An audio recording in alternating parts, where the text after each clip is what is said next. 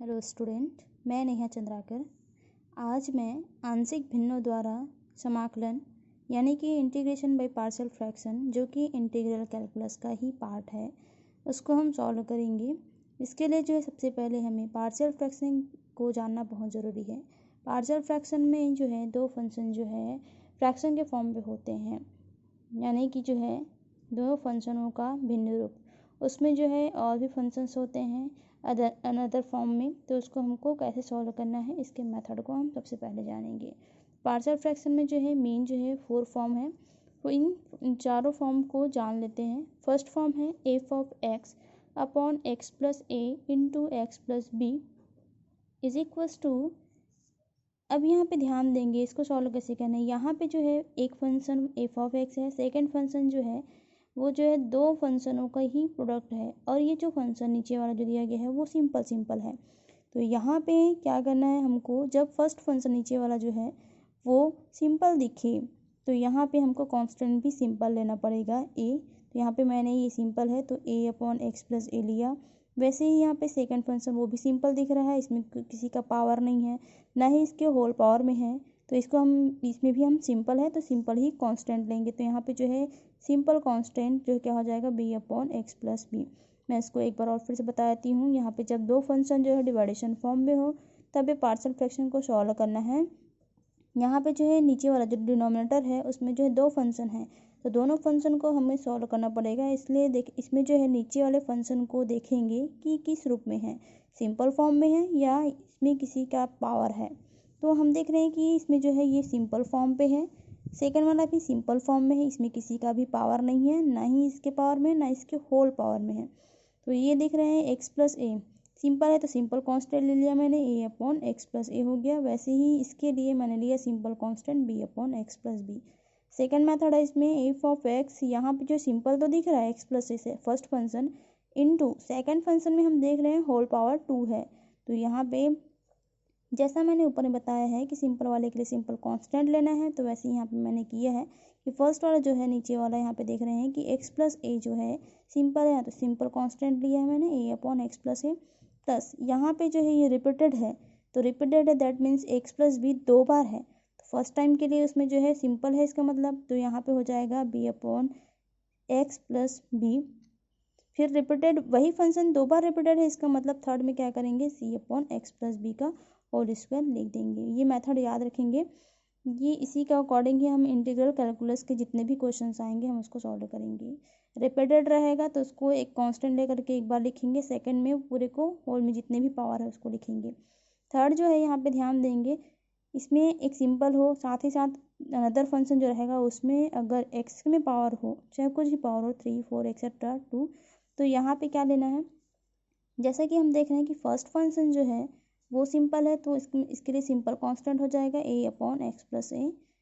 Plus यहाँ पे देख रहे हैं जो सेकंड वाला है ये x square plus B square है, तो यहाँ पे हो जाएगा बी एक्स प्लस सी, क्योंकि एक्स में पावर 2 है तो यहाँ पे जो है दो कांस्टेंट लेने पड़ेंगे, और इसमें जो है सेकंड कांस्टेंट जो रहेगा यहाँ पे इसके जो फर्स्ट कांस्टेंट है उसमें एक्स मल्टीप्लाई रहेगा, यानी कि बी एक्स प्लस सी लेंगे। वैसे ही यहाँ पे 4 वाला देख रहे हैं कि एक्स स्क्वायर प्लस ए स्क्वायर, और यहाँ पे मिल रहा है एक्स स्क्वायर प्लस, यहाँ पे सॉरी एक मिस्टेक है ये होल स्क्वायर है, तो यहाँ पे देखने को मिल रहा है कि पावर 2 एक्स स्क्वायर में साथ ही साथ ये होल पावर में भी स्क्वायर है। तो यहाँ पे हमको क्या करना पड़ेगा, जैसे कि मैंने यहाँ पे बताया है कि होल पावर जब रहता है तो रिपीटेड है तो उसको 2 बार लेना पड़ता है, फर्स्ट वाले में और सेकंड वाले में पूरे को लेना पड़ता है। बस यहाँ पे वही काम करना है, क्योंकि इसमें जो है अंदर में भी पावर एक्स स्क्वायर दिख रहा है, तो यहाँ पे हो जाएगा एक्स स्क्वायर प्लस ए का स्क्वायर ए एक्स प्लस बी के अपॉन में प्लस सी एक्स प्लस डी जो है उसमें जो है रिपीटेड वाला है तो होल स्क्वायर रहेगा, प्लस यहाँ पे जो है ई, ये जो कौन फंक्शन देख रहे हैं ये सिंपल है तो सिंपल के लिए simple constant E upon x plus B हो जाएगा। यहाँ पे इसी बात का ध्यान रखना है कि इसमें खुद में जो है पावर 2 है और इसके होल पावर में 2 है, यानी कि रिपीटेड है। रिपीटेड वाले में क्या करते हैं हम एक बार सिंपल लिखते हैं, उसके बाद सेकंड में जो है उसके होल पावर में जितना भी रहता है उसको लिखते हैं। साथ ही साथ यहाँ पे देख रहे हैं कि इसमें जो है एक्स का स्क्वायर है, तो एक्स स्क्वायर वाले में हमने यहाँ पे किया था कि बी एक्स प्लस सी, यानी कि एक constant multiply plus another constant लेते हैं, यहाँ पे भी वही काम करेंगे, ए एक्स प्लस बी, ये और दूसरे वाले के लिए जो है चूँकि इसमें भी है तो इसमें भी सी एक्स प्लस डी हो जाएगा। एक एग्जाम्पल देख लेते हैं, फलन का एक्स के सापेक्ष समाकलन कीजिए। यहाँ पे एक हमारे पास क्वेश्चन है x square upon x plus one into x minus two into x plus three. इसको हमें एक्स के सापेक्ष जो है इंटीग्रेट करना है।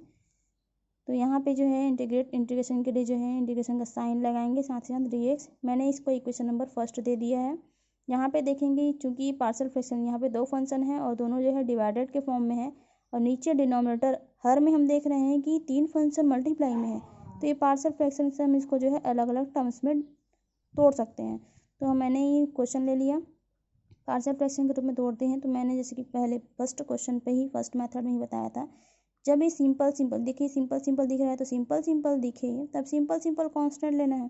तो यहाँ पे जो सिंपल दिख रहा है तो a upon x plus a plus b upon x minus two plus c upon x plus three, इसको मैंने इक्वेशन नंबर सेकेंड दे दिया। अब यहाँ पे देखते हैं लेफ्ट हैंड साइड तो वही रहेगा, राइट हैंड साइड में देख रहे हैं इसका एलसीएम ले लेते हैं। तो एलसीएम जब मैंने लिया तो ये तीनों का मल्टीप्लाई हो जाएगा, क्योंकि ये तीनों अलग अलग फंक्शन है। अलग अलग होने के बाद ये जो है यहाँ पे देख रहे हैं कि एक्स प्लस वन, तीनों ये एलसीएम निकला है, इसका यहाँ पे मल्टीप्लाई करेंगे तो x plus one cancel out हो जाएगा, बचा x minus two x plus three. तो एक क्रॉस मल्टीप्लाई हो गया एक के साथ, प्लस बी इंटू यहाँ पे इन दोनों का क्रॉस मल्टीप्लाई हो गया इसको छोड़ करके। थर्ड में जो है सी के साथ जो है एक्स प्लस वन और एक्स माइनस टू का मल्टीप्लाई हो जाएगा। ये नीचे में जो एलसीएम है वो और लेफ्ट हैंड साइड में दिख रहा है वो सेम है, मैंने इसको कैंसिल आउट कर दिया। X square is equal to बचा ये सारे टर्म्स जो मैंने रिपीटेड लिखे हुए हैं। अब यहाँ पे एक काम करना है हमको, फर्स्ट में यहाँ पे देख रहे हैं कि कौन कौन से फंक्शन है। मेरे पास फंक्शन था x plus one, x minus to और एक्स प्लस थ्री, तीनों को एक एक बार करके हमको जीरो पुट आउट करना है, जिससे कि जो वैल्यू आएगी उसको फिर से इसी इक्वेशन में रखना है। तो फर्स्ट टाइम मैंने क्या किया, x plus one is equals to zero रखा, तो एक्स इज इक्वस टू मेरे पास आया माइनस वन। तो इसको हमें इस इक्वेशन में रखना है।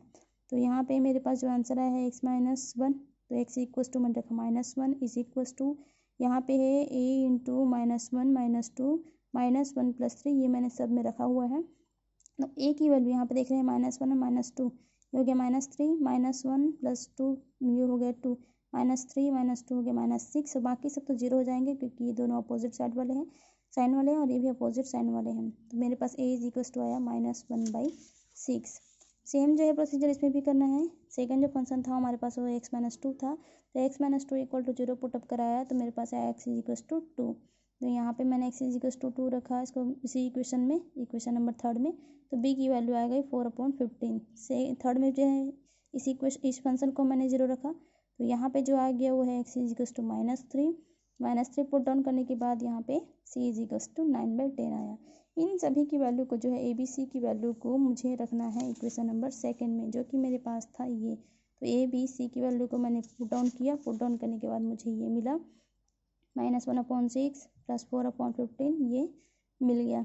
यहाँ पे देख रहे हैं x square upon x plus one x minus two x plus three is equal to -1/6 x plus one plus 4/15 x minus two plus 9/10 x plus three from equation number first. अब equation number first में चले जाते हैं। Equation number first मैंने लिया था I is equal to integration x square upon x plus one x minus two x plus three d x. तो इसमें मैंने यहाँ पे देख रहे हैं यहाँ पे आ गया, और इसकी वैल्यू जो है हमें यहाँ पर मिल गई है, तो इसकी वैल्यू को मैंने पुट डाउन किया है। पुट डाउन करने के बाद जैसे कि इंटीग्रेशन का मेथड में बताई थी एडिशन के लिए कि अगर वो एडिशन में है एक साथ तो उसको मुझे अलग अलग बांट देना है। तो मैंने क्या किया, इस एक अलग टर्म को इंटीग्रेशन में बांटा, इंटीग्रेशन को इस सेकंड टर्म में बांटा, फिर थर्ड वाले को इंटीग्रेशन में बांट दिया।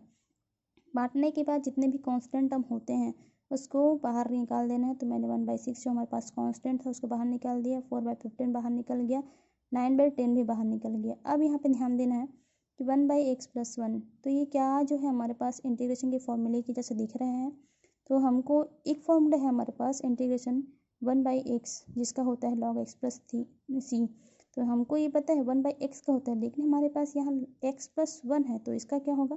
तो मैं एक बताती हूँ कि मैंने नीचे वाले फंक्शन को टी मान लिया, टी मानने के बाद x प्लस वन को मैंने टी मान लेते हैं। मानने के बाद हम उसका डिफ्रेंशिएशन कराते हैं, तो ये x का dx हो गया, वन का जीरो हो जाएगा जो मैंने नहीं लिखा है, और t का dt हो जाएगा। तो यहाँ पे मैं पुट डाउन करा देती हूँ। तो ये x प्लस वन को मैंने टी माना था, तो 1/x प्लस वन का क्या होगा, तो 1/x+1 dx का इंटीग्रेशन देखते हैं। x+1 को मैंने t माना है, dx की जगह में मैंने dt रखा है, इज इक्वल्स टू 1/t का जैसे कि फॉर्मूले में पता है log x प्लस c होता है, तो यहाँ पे t था तो log t प्लस c हो जाएगा। अब जैसे कि फंक्शन यहाँ पे जो है 1/x+1 dx का था, तो यहाँ पे t की वैल्यू फिर से पुट डाउन कराएंगे, यहाँ पे हो जाएगा x+1 c। तो यहाँ पे देख रहे हैं 1/x+1 का इंटीग्रेशन जो है log x+1 होता है, वैसे ही x-2 का log x-2 और 1/x+3 का log x+3 हो जाएगा। तो ये हमारा फाइनल आंसर रहेगा। मैं इसके और भी बहुत सारे मेथड वाले क्वेश्चन हैं, आप उसको सॉल्व करिए।